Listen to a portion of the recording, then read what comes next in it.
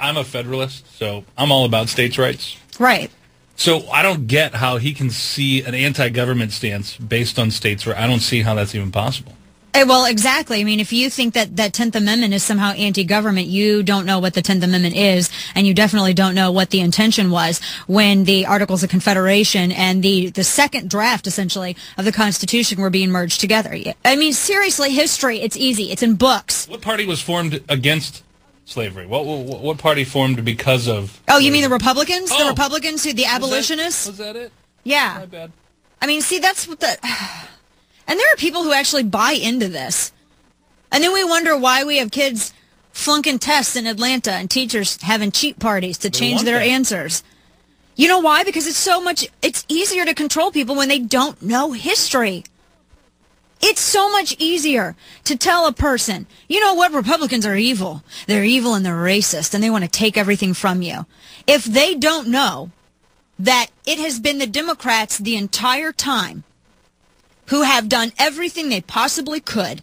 If they couldn't enslave black Americans to plantation owners, then by God, they're going to try to enslave them to big government, which is the biggest plantation owner of all. And it seems to be working. Yeah, it's working really well. And they learn history. This is why history is important. If you don't know history, then yeah, maybe if someone's telling you that Republicans are evil and racist and everything else, then maybe you would believe it. But if you know history, and you realize, hey, wait, this was the party that formed out of extreme opposition to slavery, which Democrats supported. Hey, wait a minute, this is the party that really pushed forward the Civil Rights Act. Hey, wait a minute, this is the party that tried over and over again to break the 83-day record filibuster that Democrats, including Al Gore Sr. and Robert Byrd, pushed in Congress.